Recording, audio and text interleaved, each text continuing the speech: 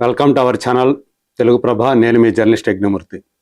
అఖండ 2 box office వద్ద భారీ స్థాయిలో తాండవం ఆడకపోయినప్పటికీ కూడా చెప్పుకోదగ్గ స్థాయిలో కలెక్షన్స్ని వసూలు చేస్తోంది.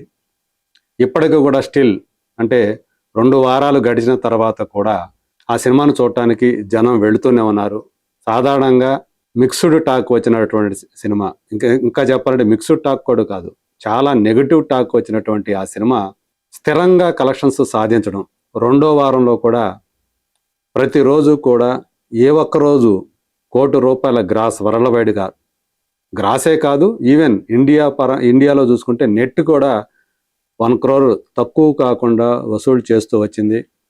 ఇప్పుడు కూడా థర్డ్ వీకెండ్ కూడా ఆ సినిమా అలాంటి స్థిరమైనటువంటి వసూళ్ళనే సాధించడం ఒక విశేషంగా చెప్పుకోవాలి. ఇంకొక ప్రధానమైనటువంటి విశేషం ఏంటంటే నార్త్ అమెరికాలో ఈ సినిమా $1 million మార్కుని క్రాస్ చేసింది. సో ఇందులో విశేషం ఏమిటంటే వరుసగా ఐదో సినిమా బాలకృష్ణకు సంబంధించి ఈ మార్కుని అందుకోవటమే ఇక్కడ విశేషం.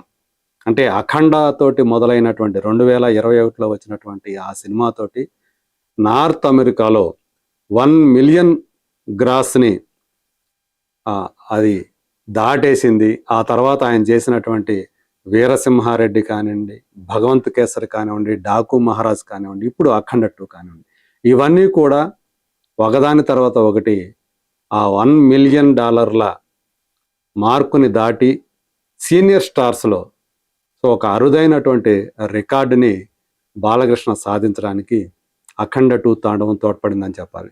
ఇదివరకు మనం చెప్పుకున్నాం, ఓవరాల్గా ప్రపంచవ్యాప్తంగా చూసుకుంటే వరుసగా 5వ సినిమా 100 కోట్ల గ్రాస్ని దాటినటువంటి చరిత్రని ఆయన సృష్టించాడు అని చెప్పేసి చెప్పుకున్నాం. సో ఆ రికార్డు కూడా అంతకుముందు ఏ సీనియర్ స్టార్కి కూడా లేదు. సో ఆ ఫీట్ని సాధించినటువంటి మొట్టమొదటి సీనియర్ స్టార్గా నందమూరి బాలకృష్ణ రికార్డు పుటల్లోకి ఎక్కారు. ఇప్పుడు నార్త్ అమెరికా కలెక్షన్ పరంగా చూసుకుంటే, ఆ ఏరియా పరంగా చూసుకుంటే కూడా వరుసగా $1 million మార్కును దాటినటువంటి 5 సినిమాల సీనియర్ స్టార్గా మళ్ళీ నందమూరి బాలకృష్ణ మొట్టమొదటి సీనియర్ స్టార్గా ఆ బెంచ్ మార్కును కూడా అందుకొని ఆ రకంగా కూడా ఆయన చరిత్ర సృష్టించారు. సో ఏదైతే అంటే నిజం చెప్పాలంటే బోయపాటి శ్రీని సినిమాలకి నార్త్ అమెరికాలో పెద్దగా ఆదరణ లేదు, ఆయన సినిమాలు పెద్ద మార్కెట్ లేదు. కానీ బాలకృష్ణ వల్ల ఆయనకు కూడా $1 million క్రాస్ చేశాను అనేటువంటి సంతృప్తి బాలకృష్ణ తోటి చేసినటువంటి సినిమాలతోటి ఆయనకు లభించింది. అంతకుముందు అఖండ, ఇప్పుడు అఖండ 2.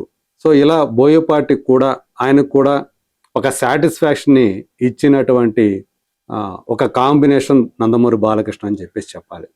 సో అఖండ క్యారెక్టర్లో ఆయన అభినయించినటువంటి తీరు మరే స్టార్కి కూడా, మరే తెలుగు స్టార్కి కూడా అది సాధ్యం కాదు అని చెప్పేసి అందరూ కూడా, విమర్శకులందరూ కూడా స్పష్టంగా తేల్చి చెప్పినటువంటి మనం సందర్భం చూసాం. సో ఇది ఇలాంటి క్యారెక్టర్ చేయాలంటే బాలయ్యే తప్ప ఇంక వేరెవరికి సాధ్యం కాదు అని చెప్పేసి అందరూ కూడా ముక్త కంఠంతో ఏకాభిప్రాయాన్ని వ్యక్తం చేసినటువంటి విధానం మనం చూస్తూ వస్తున్నాం. సో ఏదేమైనప్పటికీ కూడా అంటే ఓవరాల్గా చూసినప్పుడు ఈ సినిమా మొదటైతే 50% లాస్ అవుతుంది, డిజాస్టర్ అని చెప్పేసి విధమైనటువంటి ప్రచారం ఒకటి జోరుగా సాగింది.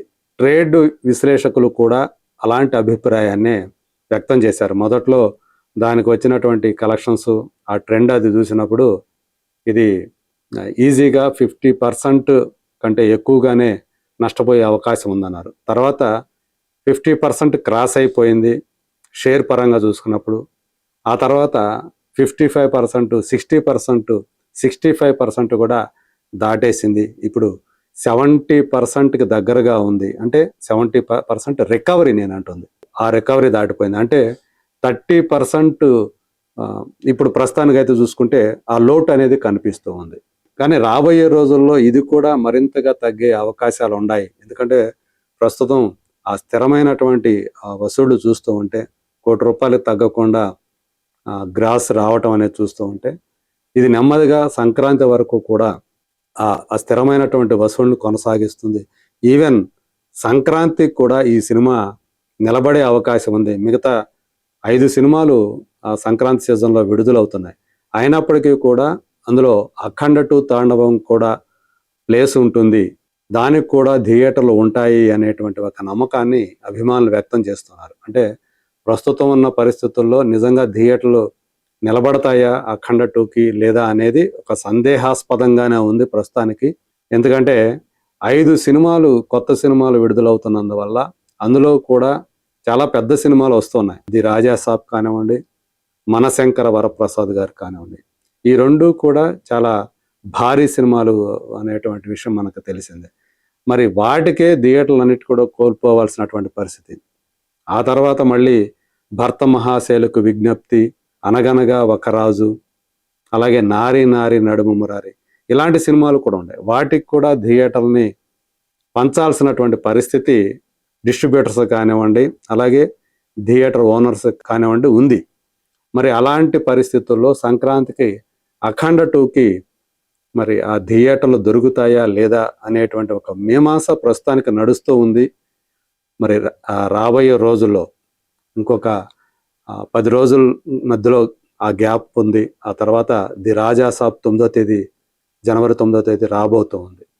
సో ఈ లోపల 'అఖండ 2 తాండవం' ఎంతవరకు కలెక్ట్ చేస్తుంది అనే దాని మీద ఆ సినిమా చివరికి ఓవరాల్‌గా ఏ స్థాయిలో బ్రేక్ ఈవెన్‌కి దగ్గరగా వెళ్ళగలుగుతుందా?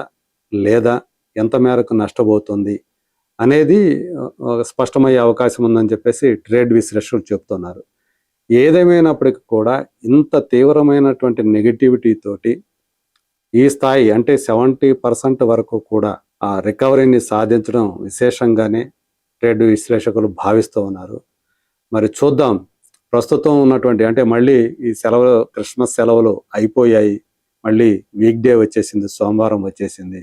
సో అంటే వచ్చే శుక్రవారం వరకు కూడా ఈ సినిమా నిలబడగలిగితే మళ్ళీ 4th వీకెండ్ 4వ వారాంతం కూడా ఈ సినిమాకి మళ్ళీ ఎంతో కొంత చెప్పుకోదగ్గ వసూళ్లు రావచ్చు అని చెప్పేసి అభిమానులు అలాగే ట్రేడ్ వర్గాల వాళ్ళు ఆశిస్తూ ఉన్నారు.